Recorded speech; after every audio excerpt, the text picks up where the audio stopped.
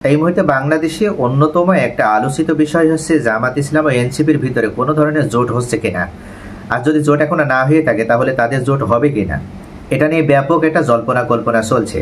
তবে জামাতের পক্ষ থেকে জামাতের কেন্দ্রীয় নায়েবে আমির ডাক্তার সৈয়দ আবদুল্লাহ মোহাম্মদ তাহের উনি উল্লেখ করেছেন যে এখনো জোট হয়নি, তবে জোট হবে কিনা এই বিষয়টি নির্ভর করবে মূলত 4টি বিষয়ের উপরে।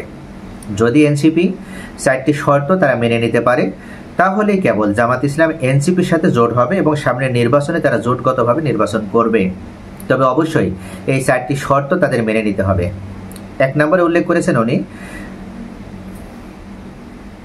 1 নম্বরে যে শর্তের কথা বলেছে অর্থাৎ দেশের স্বাধীনতা ও সার্বভৌমত্ব রক্ষার প্রতি কোনো ধরনের আপোষে বিশ্বাসী হলে হবে না, অর্থাৎ সম্পূর্ণভাবে জাতীয় রাজনৈতিক সম্পূর্ণভাবে ব্যক্তি স্বাধীনতা এবং ব্যক্তি স্বার্থ ও রাজনৈতিক স্বার্থ বিসর্জন দেওয়ার মাধ্যমে, দলীয় স্বার্থ বিসর্জন দেওয়ার মাধ্যমে দেশের স্বাধীনতা ও সার্বভৌমত্বকে সব থেকে গুরুত্ব প্রদান করতে হবে এবং সেটার প্রতি যদি গুরুত্ব প্রদান করতে পারে এনসিপি তাহলে সেক্ষেত্রে জামাতের সাথে এনসিপির একটা জোটবদ্ধভাবে নির্বাচন করার সম্ভাবনা থাকবে। দ্বিতীয় পর্যায়ে অবশ্যই একটা সুষ্ঠু টেকসই গণতান্ত্রিক ধারায় বিশ্বাসী থাকতে হবে, অর্থাৎ শুধুমাত্র যেনতানে একটা গণতান্ত্রিক ধারা থাকলে হবে না, টেকসই গণতান্ত্রিক ধারা থাকা লাগবে।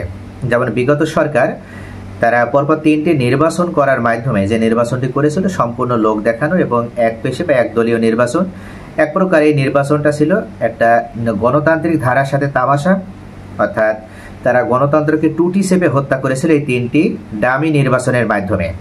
জামাত মনে করে যে সুষ্ঠু গণতান্ত্রিক ধারা অব্যাহত রাখতে হলে এবং সুষ্ঠু গণতান্ত্রিক ধারায় প্র্যাকটিস করতে হলে অবশ্যই দেশের টেকসই গণতান্ত্রিক ধারা অব্যাহত রাখতে হবে এবং এটার প্রতি বিশ্বাস রাখতে হবে এবং সেই অনুযায়ী কাজ করতে হবে রাজনৈতিক দলকে। তৃতীয় পর্যায়ে সুষ্ঠু নির্বাচন, অর্থাৎ যেন তেন একটা নির্বাচন হলে হবে না। যেমন এই মুহূর্তে বিএনপি বারবার দাবি করছে অন্তর্বর্তীকালীন সরকারকে যে ডিসেম্বরের পূর্বেই নির্বাচন দিতে হবে, কিন্তু জামাত এই নীতিতে বিশ্বাসী না। তারা মনে করে যে একটা সুষ্ঠু এবং অবাধ গ্রহণযোগ্য নির্বাচনের জন্য অন্তর্বর্তীকালীন সরকারের যদি আরও সময়ের প্রয়োজন হয় তাহলে তারা সময় দিতেও রাজি, তবে নির্বাচনটা যখনই হোক যেন সেই নির্বাচনটা সুষ্ঠু, অবাধ এবং গ্রহণযোগ্য একটা নির্বাচন হয়। আর এ ধরনের নির্বাচন ব্যবস্থায় যদি এনসিপি বিশ্বাস রাখে এবং এনসিপিরও যদি আস্থা থাকে সেক্ষেত্রে জামাত এবং এনসিপির মতাদর্শ যখন এক হবে তখন তাদের ভিতরে জোটগতভাবে সামনের নির্বাচনে তারা একসাথে নির্বাচন করে একটা সম্ভাবনা তৈরি হবে। চতুর্থ পর্যায়ে দুর্নীতির সাথে কোনো ধরনের আপোষ চলবে না, অর্থাৎ দুর্নীতি মুক্তভাবে রাজনীতি করতে হবে।